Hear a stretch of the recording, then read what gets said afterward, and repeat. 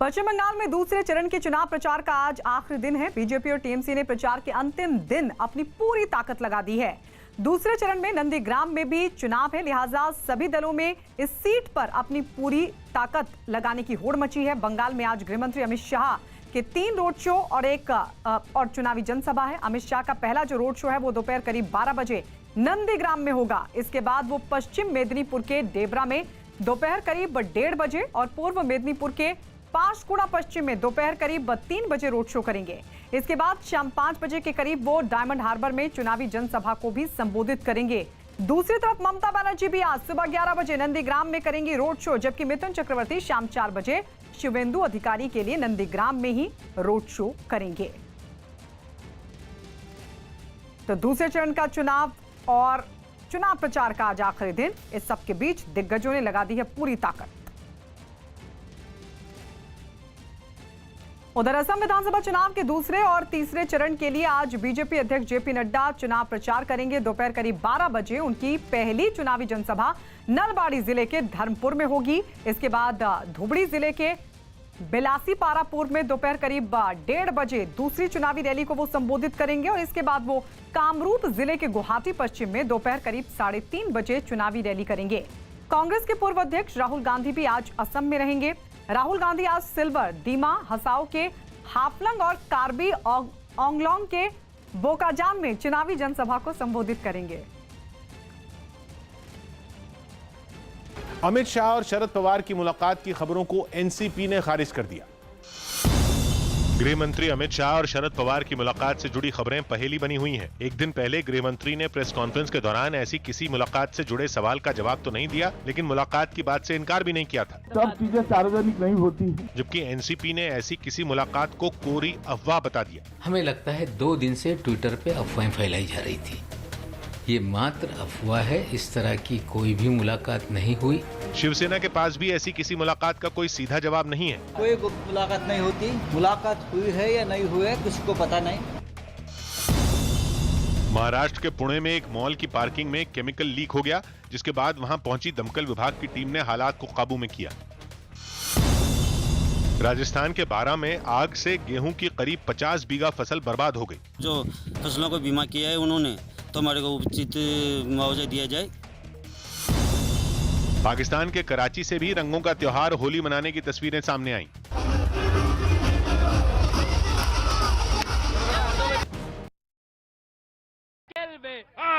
भागल पैर मतलब पैर में दीदी के चोट है, लेकिन चोटिल पैर से ही खेला होगा।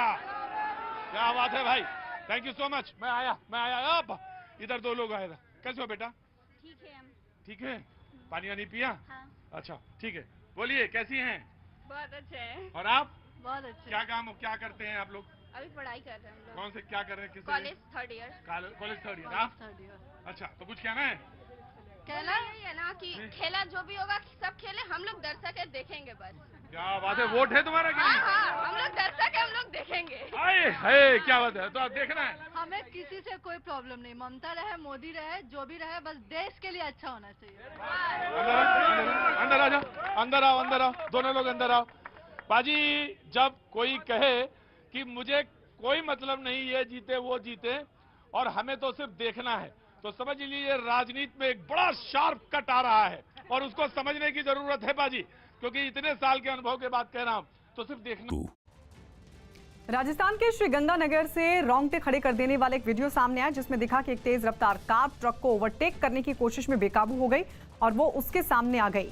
ट्रक के रफ्तार में होने की वजह से टक्कर लगते ही कार डिवाइडर से जा टकराई और पलट गई। ये देख आसपास मौजूद लोग फौरन मदद के लिए वहां पहुंचे और कार सवार दोनों घायलों को अस्पताल पहुंचाया। इस हादसे में कार को काफी नुकसान पहुंचा। हादसे के वक्त उस ट्रक के पीछे भी एक कार चल रही थी, जिसके ड्राइवर ने वक्त पर गाड़ी रोक ली।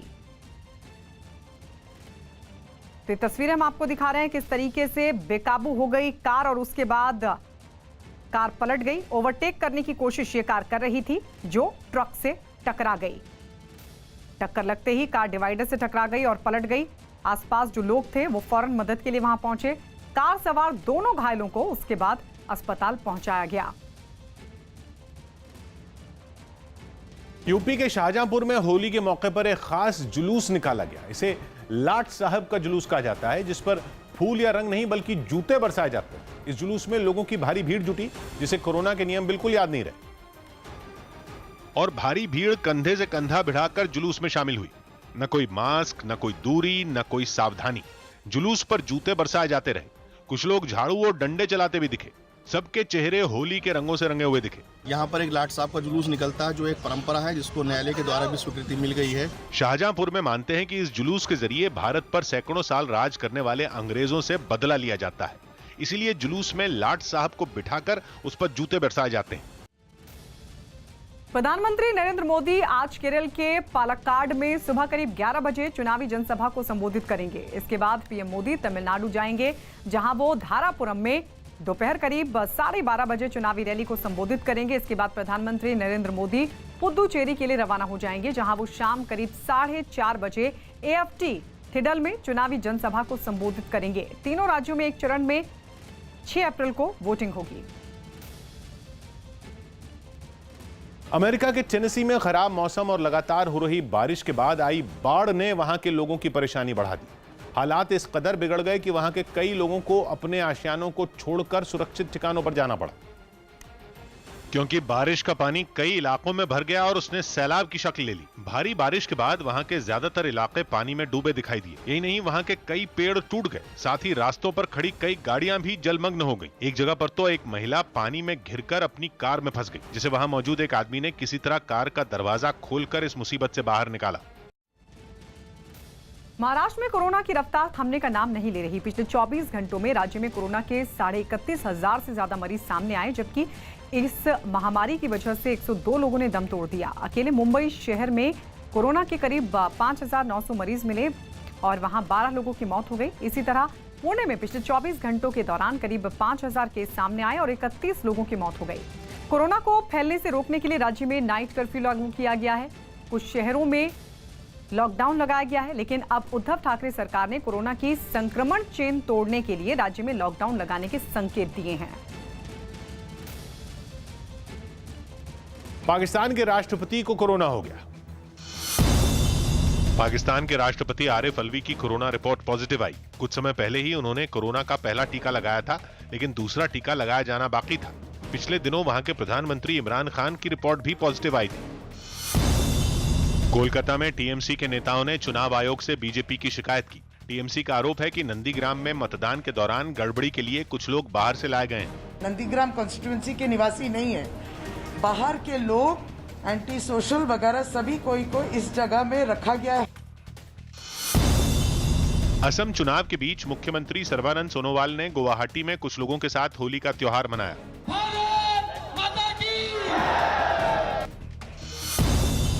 राजस्थान के नागौर में एक गाड़ी के पलटने से उसमें आग लग गई। इससे 3 लोगों की मौत हो गई, जबकि एक घायल है। एक गाड़ी है नियंत्रण होकर के आग लग गई है। दिल्ली में गर्मी ने 76 साल का रिकॉर्ड तोड़ दिया। दिन में राजधानी का अधिकतम तापमान 40.1 डिग्री सेल्सियस रिकॉर्ड किया गया। इससे पहले इसी महीने में 76 साल पहले 31 मार्च 1945 को तापमान 40.6 डिग्री सेल्सियस रहा था। हालांकि अब मौसम विभाग का अनुमान है कि सुबह से दिल्ली एनसीआर के तापमान में गिरावट आएगी। तेलंगाना के आदिलाबाद से दिल दहला देने वाला एक वीडियो सामने आया, जिसमें सिलेंडर फटने से लगी आग में जलकर एक आदमी की मौत हो गई। यह हादसा जिस जगह पर हुआ वहां सिंचाई के एक प्रोजेक्ट पर काम चल रहा था। तभी वहां सिलेंडर फटने से एक तेज धमाका हुआ, जिसके बाद आग तेजी से फैल गई। खबर यह है कि उस वक्त वहां 50 से ज्यादा लोग अपने काम में जुटे थे। हालांकि आग लगते ही वो लोग तुरंत वहां से भाग गए, जिससे उनकी जान बच सकी, लेकिन इस दौरान एक कर्मचारी इस आग की चपेट में आ गया। महाराष्ट्र के वर्धा से रोंगटे खड़े कर देने वाली एक तस्वीर सामने आई, जहां वर्धा रेलवे स्टेशन पर एक महिला एक चलती ट्रेन से उतरने के दौरान हादसे की चपेट में आने से बच गई।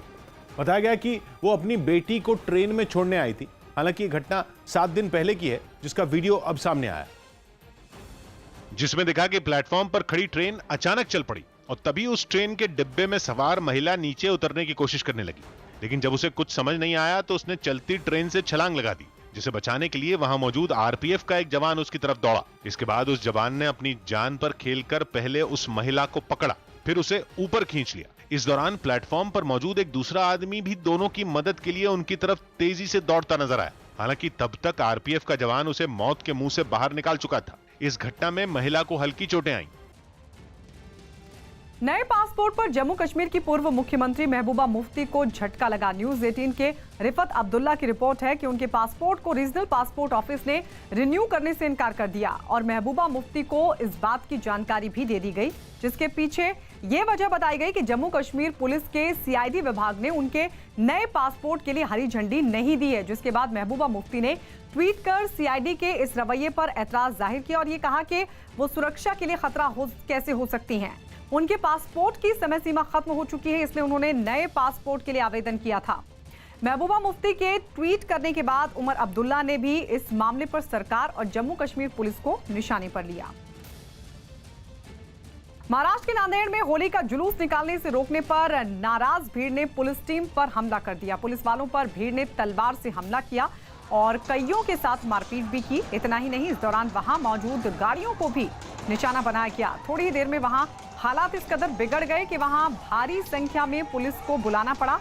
ये बवाल उस वक्त हुआ जब वहां गुरुद्वारे से होली के दिन जुलूस निकालने की कोशिश की गई, जिस पर कोरोना की वजह से प्रशासन ने पाबंदी लगा दी। लेकिन इसके बाद भी वहां जुलूस निकाला गया, जिसमें भारी संख्या में लोग शामिल हुए। हालात तब बिगड़ गए जब पुलिस ने जुलूस को रोकने की कोशिश की, जिसके बाद गुस्साई भीड़ ने उन पर हमला बोल दिया।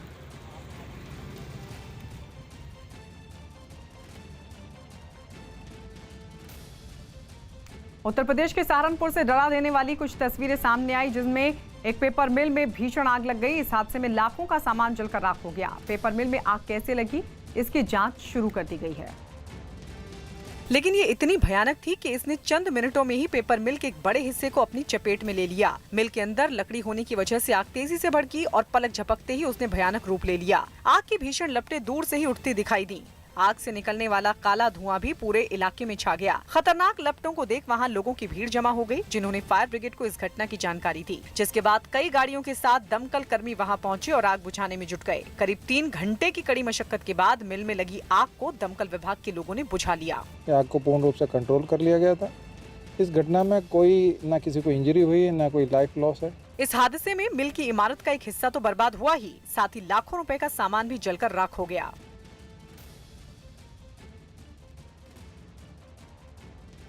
अमेरिका से जारी तनाव के बीच रूस ने आर्कटिक महासागर के इलाके में अपनी खतरनाक पनडुब्बियों का प्रदर्शन किया। रूस की ये पनडुब्बियां पानी के अंदर से ही परमाणु हमला कर सकती हैं, जिनका रूस ने एक सैन्य अभ्यास के दौरान प्रदर्शन किया। इस अभ्यास का रूस के रक्षा मंत्रालय की तरफ से एक वीडियो भी जारी किया गया, जिसमें ये तीनों पनडुब्बियां बर्फ की जमी हुई परत को तोड़कर ऊपर आती नजर आईं। जल्द ही ये तीनों एक एक कर जमे हुए आर्कटिक महासागर के ऊपर आ गईं। इस दौरान उन्होंने बड़ी आसानी से बर्फ की कई फीट मोटी परत को भी तोड़ दिया। ऊपर आने के बाद पनडुब्बी में सवार जवान सैल्यूट करते दिखाई दिए। इस दौरान कई लड़ाकू विमानों ने भी आर्कटिक महासागर के ऊपर उड़ान भरी। यही नहीं, इस दौरान आसमान में ही ईंधन भरने का भी अभ्यास किया गया। इसके अलावा बर्फ में लड़ाई लड़ने की तैयारियां भी परखी गईं। और इस दौरान खुद रूस के राष्ट्रपति व्लादिमीर पुतिन ने वीडियो कॉन्फ्रेंसिंग के जरिए इस अभ्यास को देखा, क्योंकि पहली बार ऐसा हुआ जब रूस की ये तीनों पनडुब्बियां एक साथ बर्फ को चीरते हुए सतह पर आईं। परमाणु ताकत से चलने वाली ये तीनों ही पनडुब्बियां बेहद घातक हैं और इसी वजह से ये लंबे वक्त तक लगातार समंदर के अंदर रह सकती हैं। यही नहीं, इन पनडुब्बियों में करीब 8000 किलोमीटर तक मार करने वाली बेहद खतरनाक मिसाइलें लगी हैं, जो पानी के अंदर से ही दागी जा सकती हैं। ये मिसाइलें बेहद अचूक हैं, जो जरूरत पड़ने पर परमाणु हथियार भी साथ ले जा सकती हैं। इसके अलावा इनसे एक बार में कई निशाने साधे जा सकते हैं। यूपी के मुरादाबाद में गत्ते बनाने वाली एक फैक्ट्री में आग लगने से अफरा तफरी मच गई। फैक्ट्री में आग इतनी तेजी के साथ फैली कि कुछ ही देर में वहां ऊंची ऊंची लपटें उठती दिखाई दी। फैक्ट्री के कर्मचारियों ने हादसे की खबर दमकल विभाग को दी, जिसके बाद फायर ब्रिगेड की 12 गाड़ियां आग बुझाने के लिए पहुंची और वहां पहुंचते ही दमकल कर्मियों ने मोर्चा संभाला। फैक्ट्री में लगी आग पर पाइपों की मदद से पानी की बौछार की गई। दमकल की 12 गाड़ियां होने के बावजूद आग को बुझाने में काफी वक्त लगा। जब तक फैक्ट्री में आग लगी, अब इस आग को पूरी तरीके से बुझा लिया नहीं गया, तब तक वहां रखा ज्यादातर सामान जलकर राख हो चुका था। विराट कोहली ने आईपीएल की तैयारी शुरू कर दी। विराट कोहली ने इंग्लैंड के खिलाफ वनडे सीरीज खत्म होने के अगले ही दिन आईपीएल की तैयारी शुरू कर दी। उन्होंने सोशल मीडिया पर एक वीडियो शेयर किया, जिसमें एक दिन भी आराम नहीं करने की बात लिखी। विदेश मंत्री S Jaishankar heart of Asia सम्मेलन में हिस्सा लेने के लिए ताजिकिस्तान पहुंच गए। इस सम्मेलन में पाकिस्तान के विदेश मंत्री शाह महमूद कुरैशी भी हिस्सा लेंगे। हालांकि सूत्रों के हवाले से खबर है कि दोनों देशों के विदेश मंत्रियों की सम्मेलन से अलग मुलाकात तय नहीं है। कोलकाता में कुछ बीजेपी नेताओं ने चुनाव आयोग से मुलाकात की और राज्य में कुछ जगह हुई हिंसा पर टीएमसी को घेरा। साथ ही बीजेपी ने वहां दूसरे चरण में धारा 144 लगाने की मांग की ताकि लोग शांति से वोट दे सकें। इसके अलावा बीजेपी ने वहां अपने कार्यकर्ताओं की हो रही हत्याओं का मुद्दा भी उठाया। तृणमूल कांग्रेस ने प्रैक्टिकली फेक न्यूज की फैक्ट्री चला रखी है। श्रीनगर के पासपोर्ट दफ्तर ने जम्मू कश्मीर की पूर्व सीएम और पीडीपी नेता महबूबा मुफ्ती का पासपोर्ट रिन्यू करने से इनकार कर दिया। पासपोर्ट दफ्तर ने बताया कि जम्मू कश्मीर पुलिस ने अभी तक उन्हें इसकी मंजूरी नहीं दी है। महबूबा मुफ्ती ने अपना पासपोर्ट रिन्यू नहीं होने पर सवाल उठाए। महाराष्ट्र के रायगढ़ से रोंगटे खड़े कर देने वाला कुछ तस्वीरें सामने आई, जहां एक ऑटो और कार में जोरदार टक्कर के बाद उनमें आग लग गई और उनमें कुछ ही मिनटों में आग ने दोनों ही गाड़ियों को अपनी चपेट में ले लिया और उनसे आग की तेज लपटें उठती दिखाई दी। साथ ही काला धुआं भी पूरे इलाके में फैल गया। इस हादसे की वजह से कुछ देर के लिए वहां पर ट्रैफिक पर भी रोक लगा दी गई। बताया गया कि हादसे में 3 लोगों की मौके पर ही मौत हो गई। उत्तर प्रदेश के बागपत में शहीद हवलदार पिंकू दांगी के अंतिम संस्कार में शामिल होने के लिए लोगों की भारी भीड़ उमड़ी। एक दिन पहले ही जम्मू कश्मीर के शोपियां में आतंकियों से मुठभेड़ में पिंकू दांगी शहीद हो गए थे। और जब उनका पार्थिव शरीर बागपत के लोहारी गांव पहुंचा तो लोगों की भीड़ शहीद की अंतिम यात्रा में शामिल हुई। इस मौके पर शहीद पिंकू दांगी अमर रहे के नारों से पूरा गांव गूंज उठा। अंतिम संस्कार में जिले के तमाम बड़े अधिकारी और बीजेपी सांसद सत्यपाल सिंह मौजूद रहे। इससे पहले शहीद को गार्ड ऑफ ऑनर दिया गया।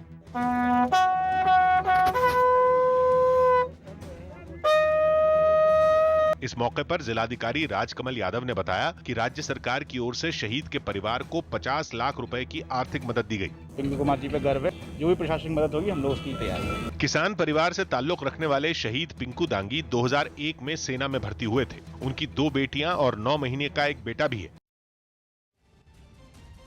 राजस्थान के डूंगरपुर से रोंगटे खड़े कर देने वाला एक वीडियो सामने आया, जहां जंगल का एक बड़ा हिस्सा आग की भीषण लपटों से घिर गया। एक दिन पहले भड़की आग कैसे लगी इसका पता नहीं चल सका है, लेकिन देखते ही देखते उसने जंगल के एक बड़े हिस्से को अपनी चपेट में ले लिया। वहां से जो तस्वीरें सामने आई उनमें हरे भरे पेड़ धधकते नजर आए। जगह जगह घास होने की वजह से आग तेजी से आगे बढ़ती दिख रही थी। उसकी ऊंची लपटों ने पास के लोगों को दहशत से भर दिया और वहां हर जगह से धुआं भी उठता नजर आया। इतना ही नहीं, बेकाबू आग सब कुछ जलाने पर आमादा दिखी। हालांकि इस बीच उस पर काबू पाने की कोशिश भी जारी रही। आग बुझाने के लिए दमकल की गाड़ियां लपटों पर पानी की बौछार करती नजर आईं, लेकिन आग इतनी भयानक थी कि 10 घंटों की मेहनत के बाद भी आग पूरी तरह काबू नहीं पाई जा सकी, क्योंकि वहाँ लगातार चल रही तेज हवाएं भी आग में घी डालने का काम कर रही थी। बताया गया कि इस हादसे में जंगल में रहने वाले कई जानवर भी झुलस गए। पश्चिम एशिया के देश लेबनान में बिगड़ती अर्थव्यवस्था और राजनीतिक संकट के मुद्दे पर एक बार फिर हजारों की संख्या में लोग सड़कों पर उतरे।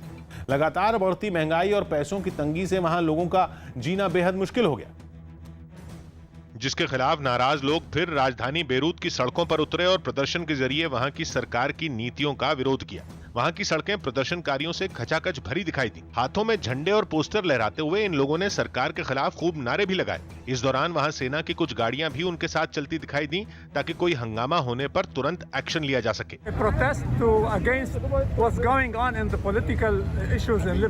नारेबाजी करते हुए ये सभी लोग वहां के सबसे भीड़ भाड़ वाले चौराहे के पास जमा हो गए, जिसका असर वहां से गुजरने वाली गाड़ियों पर भी पड़ा।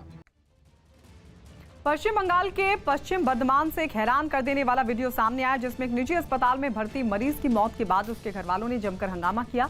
इन लोगों ने उस अस्पताल पर इलाज में लापरवाही बरतने का आरोप लगाया और फिर उन्होंने गेट पर हंगामा शुरू कर दिया, जिसके बाद वहां पहुंचे कुछ पुलिस वालों ने सख्ती बरती और उन्हें वहां से खदेड़ डाला। इस दौरान पुलिस वालों की प्रदर्शन कर रहे लोगों से धक्का मुक्की भी हुई। पुलिस की इस कार्रवाई का हंगामा कर रहे लोगों ने विरोध भी किया, लेकिन कुछ देर में ही उनमें कई लोगों ने हाथ जोड़कर पुलिस से मदद की अपील की। इससे पहले गुस्से से तमतमाए मरीज के घर वालों ने अस्पताल के गेट को बंद कर दिया और अस्पताल के खिलाफ नारेबाजी की, जिसकी वजह से वहां अफरा तफरी मच गई। पश्चिम बंगाल के नंदीग्राम में चुनाव प्रचार के दौरान बीजेपी उम्मीदवार शुवेंदु अधिकारी के काफिले को रोकने की कोशिश की गई। आरोप है कि उनके काफिले पर हमले की कोशिश भी की गई, जिसका आरोप टीएमसी के कार्यकर्ताओं पर लगा। जो उस सड़क के किनारे खड़े थे जहां से शुवेंदु अधिकारी का काफिला गुजरा। घटना का जो वीडियो सामने आया उसमें हंगामा कर रहे कुछ लोगों के हाथों में टीएमसी का झंडा भी नजर आया। जब शुवेंदु अधिकारी का काफिला वहां पहुंचा तो सड़क किनारे खड़ी भीड़ ने शोर मचाते हुए उसे रोकने की कोशिश की। शुवेंदु के काफिले को रोकने की कोशिश भी उसी दिन की गई जिस दिन ममता बनर्जी वहां अपनी पार्टी का प्रचार कर रही थी। नंदीग्राम सीट पर दूसरे चरण में 1 अप्रैल को मतदान होगा और वहां टीएमसी छोड़कर बीजेपी में शामिल हुए शुवेंदु अधिकारी की टक्कर ममता बनर्जी से है। मिथुन चक्रवर्ती आज नंदीग्राम में रोड शो करेंगे। हाल ही में बीजेपी में शामिल हुए मिथुन चक्रवर्ती आज नंदीग्राम में शाम करीब 4 बजे रोड शो करेंगे और इस सीट से बीजेपी उम्मीदवार शुवेंदु अधिकारी के लिए लोगों से वोट की अपील करेंगे। कोरोना के बढ़ते खतरे को देखते हुए गुजरात के सूरत में आज से धारा 144 लगा दी गई। धारा 144 सुबह 6 बजे से 13 अप्रैल रात 12 बजे तक लागू रहेगी और इस दौरान शहर में 4 या उससे ज्यादा लोग एक जगह पर जमा नहीं हो पाएंगे। उत्तर प्रदेश के गोरखपुर में मौजूद गोरखनाथ मंदिर में हुए होली उत्सव में राज्य के मुख्यमंत्री योगी आदित्यनाथ शामिल हुए। जम्मू कश्मीर के हीरानगर सेक्टर में पाकिस्तानी एयरलाइंस लिखा हुआ एक और बलून खेत से बरामद किया गया, जिसे बाद में पुलिस ने अपने कब्जे में ले लिया। पिछले महीने 2 बार भारत पाकिस्तान सीमा के पास इसी तरह के बलून बरामद किए गए थे। पश्चिम बंगाल की मुख्यमंत्री और टीएमसी अध्यक्ष ममता बनर्जी नंदीग्राम में सुबह करीब 11 बजे रोड शो करेंगी। इसके बाद वो अलग अलग जगहों पर 3 चुनावी जनसभाओं को भी संबोधित करेंगी। इस बार ममता बनर्जी नंदीग्राम सीट से ही चुनाव लड़ रही हैं। होली के दिन दिल्ली में ट्रैफिक और कोरोना नियमों का पालन नहीं करने के आरोप में 3282 चालान काटे गए। इनमें बिना हेलमेट पहने गाड़ी चलाने पर 1255 लोगों से जुर्माना वसूला गया। इसी तरह शराब पीकर गाड़ी चलाने पर 100 और लापरवाही से गाड़ी चलाने पर 121 लोगों के चालान काटे गए। सोशल मीडिया पर एक शख्स ने साल 2027 में जाने का दावा किया। खुद को द मैसेंजर कहने वाले इस शख्स को लोग टाइम ट्रैवलर के तौर पर जानते हैं, जिसके लाखों फॉलोअर हैं। News18.com की रिपोर्ट है कि इस शख्स ने इस बार 6 साल आगे की दुनिया में जाने का दावा किया। अपनी बात के समर्थन में उसने स्पेन के एक शहर के कुछ वीडियो भी इंटरनेट पर अपलोड किए, जिनमें वो खाली सड़कों पर टहलता दिखाई दिया। बड़ी बात यह कही गई कि 2027 में पहुंचने के बाद उसे सड़कों पर इंसान देखने को नहीं मिले। जो वीडियो इंटरनेट पर डाले गए उनमें भी सड़कों पर कोई इंसान नजर नहीं आया। इतना ही नहीं, शॉपिंग मॉल, रेस्टोरेंट और कई दूसरी बिल्डिंग भी दिखाई गई, लेकिन कहीं भी कोई इंसान नहीं दिखा। उसने दावा किया कि 2027 में धरती से इंसान गायब हो जाएंगे। उसके मुताबिक वो अब भी 2027 में ही मौजूद है।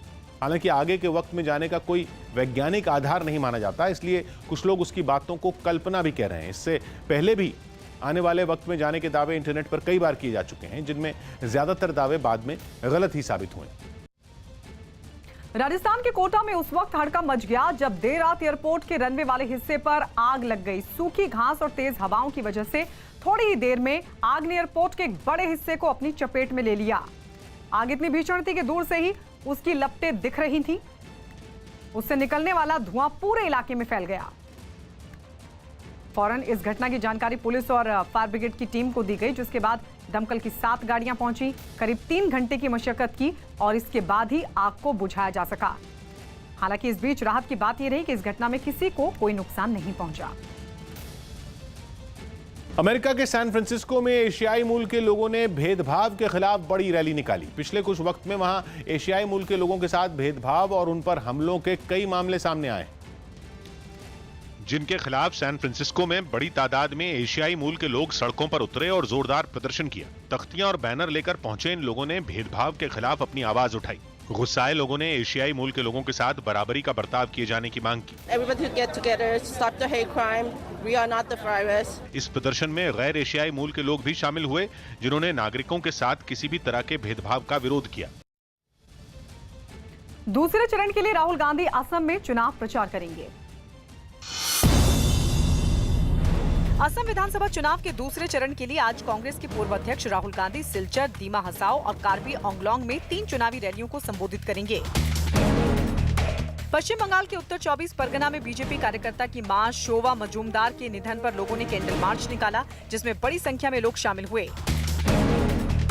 उत्तर प्रदेश के बुलंदशहर में एक पिकअप वैन और कार की जोरदार टक्कर हो गई। इस हादसे में एक बच्चा समेत 4 लोगों की मौत हो गई, जबकि 12 से ज्यादा लोग घायल हो गए, जिन्हें पास के अस्पताल में इलाज के लिए भर्ती कराया गया।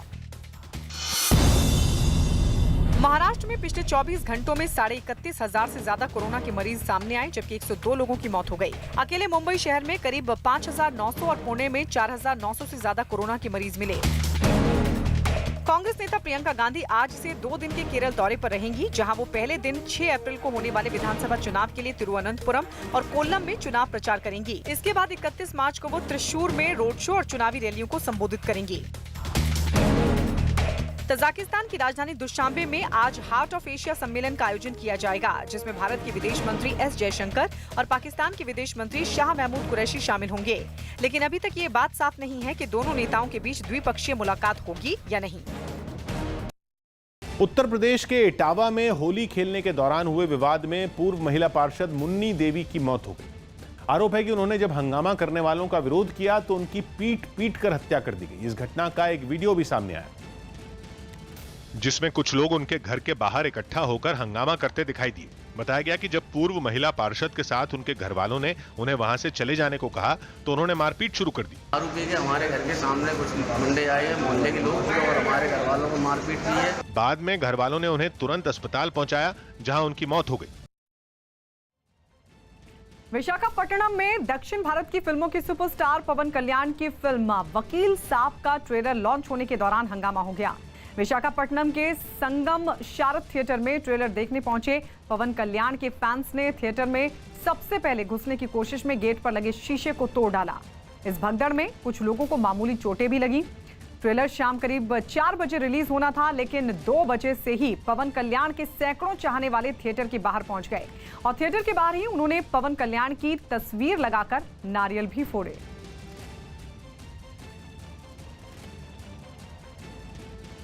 दिल्ली में गर्मी ने पिछले 76 साल का रिकॉर्ड तोड़ दिया। हालांकि आने वाले दिनों में दिल्ली के लोगों को कुछ राहत मिल सकती है। न्यूज़ 18 के जावेद मंसूरी की रिपोर्ट है कि दिल्ली के सफदरजंग में 29 मार्च का अधिकतम तापमान 40.1 डिग्री रिकॉर्ड किया गया, यानी मार्च में ही तापमान 40 डिग्री के पार पहुंच गया। मौसम विभाग के मुताबिक अधिकतम तापमान का ये स्तर सामान्य से 8 डिग्री ज्यादा है। मौसम विभाग के मुताबिक 1945 के बाद कभी भी मार्च के महीने में इतना ज्यादा तापमान रिकॉर्ड नहीं किया गया। 1945 में 31 मार्च को अधिकतम तापमान 40.6 डिग्री रिकॉर्ड किया गया था। लेकिन मौसम विभाग का अनुमान है कि कल से दिल्ली एनसीआर में तेज हवाएं चलनी शुरू हो जाएंगी, जिसकी वजह से तापमान में गिरावट दर्ज की जा सकती है और बुधवार के बाद तापमान 36 डिग्री तक बना रह सकता है। पुलिस ने एनकाउंटर में 5 नक्सलियों को ढेर कर दिया। महाराष्ट्र के गढ़चिरौली में पुलिस ने एनकाउंटर में 5 नक्सलियों को ढेर किया। मारे गए सभी नक्सली इनामी थे। एनकाउंटर के बाद पुलिस ने वहां से भारी संख्या में हथियार भी बरामद किए। पंजाब सरकार ने सभी जिले के डीसी और एसएसपी को पहले से तय कार्यक्रमों के दौरान बीजेपी नेताओं को सुरक्षा देने और कानून व्यवस्था बनाए रखने के निर्देश दिए। हाल ही में बीजेपी विधायक पर हुए हमले के बाद राज्य सरकार ने ये फैसला लिया। पश्चिम बंगाल के उत्तर 24 परगना में भाटपारा पुलिस स्टेशन के पास मौजूद एक मकान में रखा बम फट गया, जिसकी वजह से मकान की छत और दरवाजे उड़ गए। धमाके की वजह से आसपास के कई घरों को भी नुकसान पहुंचा। इस घटना के बाद पुलिस ने पूरे मकान को घेर लिया और मामले की जांच में जुट गई। मध्य प्रदेश के इंदौर में पुलिस ने एक फार्म हाउस पर छापा मारा और वहां नाइट कर्फ्यू के दौरान पार्टी कर रहे 9 लोगों को गिरफ्तार कर लिया। उत्तर प्रदेश में पिछले 24 घंटों में कोरोना के 1368 मरीज सामने आए। अकेले लखनऊ से कोरोना के करीब 500 केस मिले। भारत के पूर्व ऑलराउंडर इरफान पठान की कोरोना रिपोर्ट भी पॉजिटिव आई। उन्होंने अपने ट्विटर हैंडल से बयान जारी कर इसकी पुष्टि की। इरफान ने अपने पोस्ट में लोगों से सावधानी बरतने की अपील की। हरियाणा के पलवल में होली कार्यक्रम के दौरान कुछ लोगों ने प्रवीण नाम के एक आदमी की गोली मारकर हत्या कर दी। बताया गया कि वो बदमाश वहां चल रहे होली के कार्यक्रम में ताबड़तोड़ हवाई फायरिंग कर रहे थे, जिसका प्रवीण ने विरोध किया था। इंडोनेशिया के वेस्ट जावा से रोंगटे खड़े कर देने वाली कुछ तस्वीरें सामने आई, जहां एक रिफाइनरी में लगी भयंकर आग से पूरे इलाके में अफरा तफरी मच गई। खतरे को देखते हुए वहां की सरकार ने आसपास रहने वाले 500 से ज्यादा लोगों को उनके घरों को खाली करने के आदेश दिए, क्योंकि रिफाइनरी में लगी आग ने कुछ ही मिनटों में काफी खतरनाक रूप ले लिया। आग इतनी खतरनाक हो गई कि उसने पल भर में पूरी रिफाइनरी को आग के गोले में तब्दील कर उसे तहस नहस कर दिया। भीषण लपटें कई फीट ऊपर तक उठती दिखाई दी, जो काफी दूर तक विनाश की कहानी बयां कर रही थी। आग से निकलने वाला काला धुआं चारों तरफ फैल गया, जिसने वहां के लोगों को खौफ से भर दिया। यही नहीं, रिफाइनरी में हो रहे धमाकों से लोग थर्रा उठे।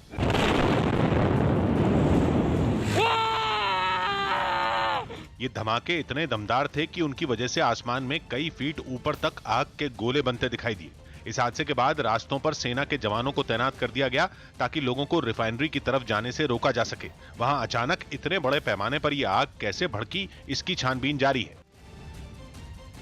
पाकिस्तान में एक बार फिर हिंदुओं की आस्था पर हमला करते हुए 100 साल पुराने एक मंदिर को नुकसान पहुंचाया गया।